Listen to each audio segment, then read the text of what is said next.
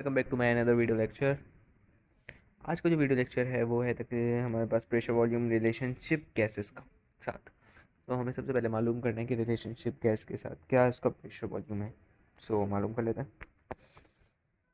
अच्छा जी, Robert boil एक English physicist केमिसिस्ट जो कि 1662, थोड़ा सा इसको आप जूम कर लीजिएगा, 1662 study the relationship between pressure and the volume of gas. The result of Boyle's experiment are shown below.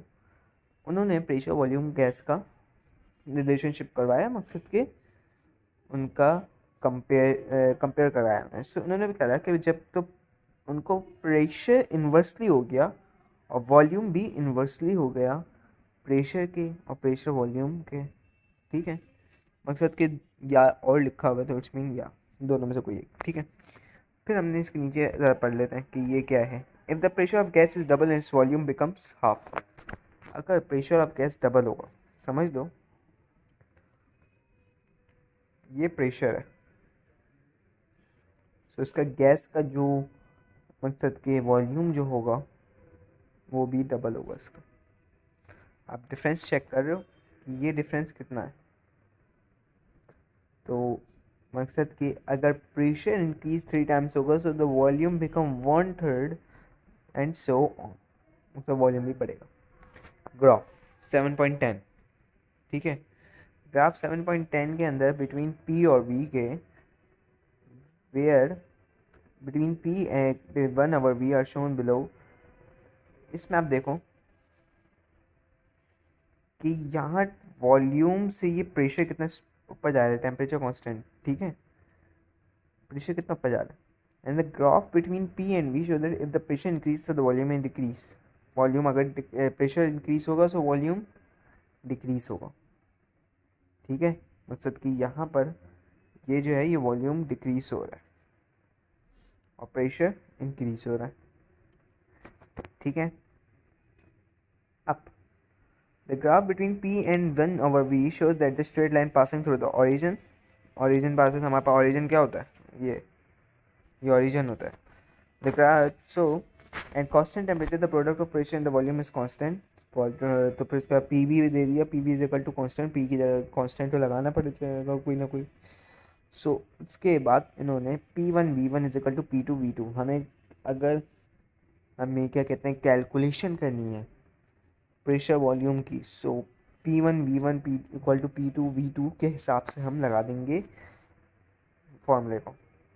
And इसी को हम रॉबर्ट बॉयल कहते हैं। रॉबर्ट बॉयल का मकसद क्या था कि अगर वॉल्यूम ऑफ फिक्स्ड गैस, जो मैं ये ब्लू वाला कॉलम इसको मैं पढ़ रहा हूँ, ब्लू वाला बॉक्स को, कि अगर volume of fix gas inversely proportional है प्रेशर के, सो और टेम्परेचर कांस्टेंट है, बस ये था application.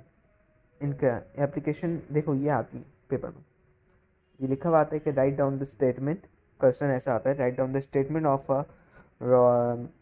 Boyle's law and with its derivation with its application. Long में आ जाएगा, शॉर्ट में भी हो सकता है, ठीक है। तो इसकी एप्लीकेशन का हमारे पास सबसे पहले बाईसाइकिल पम्प है, जिसके ऊपर हम वॉल्यूम मकसद के इंक्रीज़ और डिक्रीज़ और प्रेशर इंक्रीज़ कर रहे हैं, ठीक है। इसी तरह ये एरोसिल मकसद की स्प्रे पेंट है जो कि पेंटिंग के लिए इस्तेमाल होता है, ये भी बॉयल लॉ के वर्किंग के ऊपर इस्तेमाल हो रहा है। अब वर्ड एग्जाम्पल नंबर 1 और 2 देख लो आप। Cylinder consider to be 60 centimetre. अच्छा देखो इन सब का तो मैं आपको, क्योंकि KPa बताया हुआ इन्होंने, किलो पास्कल जिसका नाम होता है, ये किलो पास्कल कहलाता है। हमने किलो पास्कल लिखा हुआ है, ठीक है भाई, किलो पास्कल है, किलो पास्कल हमारे पास। तो ये इधर 140 को हमने जब मल्टीप्लाई करवाया 60 से और डिवाइड करा 420 किलो पास्कल से, मकसद कि सेंटीमीटर हमारे पास जो यूनिट है वो वॉल्यूम का है, किलो पास्कल और पास्कल प्रेशर का है, ठीक है। हमें इसको मल्टीप्लाई डिवाइड करवा दिया, फॉर्मूला वही रखा, P1 V1 equal to P2 V2। इसमें भी ऐसे ही हो रहा है बिल्कुल, ठीक है। यहाँ पे जैसे P1 हमारे पास 1.0 मल्टीप्लाई बाई 10⁻⁵ है पास्कल। V1 किसके बराबर है, V1 सेंटीमीटर क्यूब के। देखो यहाँ पे क्या लिखा हुआ है, air at a pressure 1.0 multiply by 10⁵ Pa is contained in a cylinder fitted with the piston, and the air is now compressed by the pushing the piston so that the same mass of air now occupies 1/5 the original volume without any change in temperature. Calculate the pressure. सो फिर volume हमारे पास V1 रहा, V2 हमें बता दिए कि V1 के factor में हमने लिखा इसको और मल्टीप्लाई डिवाइड करके कर दिया। लेकिन मैं इसकी अलग से क्योंकि वीडियो बनाऊंगा न्यूमेरिकल की, अभी तक मैंने कोई न्यूमेरिकल की वीडियो नहीं बनाई, लेकिन न्यूमेरिकल की वीडियो बन जाएगी इंशाल्लाह बहुत जल्द, लेकिन आखिर में बनाऊंगा क्योंकि सारा काम, क्योंकि ये आखिर में बनाऊंगा बिल्कुल, ठीक है। अच्छा जी, अब यहाँ पे हमारे पास चैप्टर ख़त्म हो चुका है और इस चैप्टर का एंड अब जो हो चुका है, तो इसके बाद शुरू जो होगा जो energy sources and transfer of energy है, बहुत आसान और बहुत मज़ेदार चैप्टर है ये। सो लाइक करें, शेयर करें, कमेंट करें, सब्सक्राइब करें, और जितना भी आप लोगों का मकसद कि ये वाला काम है इसके ऊपर इन सब के नोट्स में कहीं मकसद के अच्छी जगह नोट्स देखें, आप अपने खुद बनाओ। मैंने वीडियो भी बनाई हुई how to make your notes, आप वीडियो देखो वो नोट्स कैसे बनाते हैं, नोट्स अपने खुद बनाओ। यार देखो, डेटा डाटा है, इधर का सिस्टम है, माना कि डेटा डाटा है, आपको सिस्टम होता है, कॉन्सेप्ट के ऊपर बात नहीं चलती, लेकिन आप कॉन्सेप्ट याद करो। मकसद है कॉन्सेप्ट याद नहीं, मकसद के दिमाग में फिट करो, जो मैं बता रहा हूँ, जो मैं समझा रहा हूँ, वो कॉन्सेप्ट तुम अपने दिमाग में इस तरह फिट कर लो कि तुम अगले 1-2 साल तक वो तुम्हें याद रहे, 3-5 साल तक, ठीक है। ऐसे फिट कर लो उसको, अपने पिछले माइंड की मेमोरीज में से फिट कर लो, ठीक है, इसको बार बार रिपीट करके। फिर उसके बाद उस कॉन्सेप्ट से अपने नोट्स खुद बनाओ। जैसे कि मैं तुम्हें तरीका बताऊं, ये एक पैराग्राफ है फॉर एग्जांपल, ठीक है, ये एक पैराग्राफ है, इसमें से सम्यूट, इसमें से जो तुमने समझा ना वो अभी तक लिख दो किसमें, कॉपी में अपनी, स्कूल की कॉपी में तुम्हें काम करवा रहे होते हैं, बार बार काम करवा रहे होते हैं, बार बार तुम वही नोट्स के काम कर रहे होते हो। टीचर से इजाज़त लो, टीचर कि क्या मैं इसमें अपने नोट्स या अपना याद करके, जिस नोट से मैं याद कर रहा हूँ उस नोट्स को याद करके इस पर लिख सकता हूँ। इजाज़त उनसे कैसे भी करके लो, ताकि तुम्हारा मकसद कि जो जिसके ऊपर तुम टाइम वेस्ट कर रहे हो कि बार बार कॉपी के ऊपर काम हो रहा है, काम हो रहा है, काम हो रहा है, तो तुम्हारा टाइम वेस्ट नहीं होगा, ठीक है।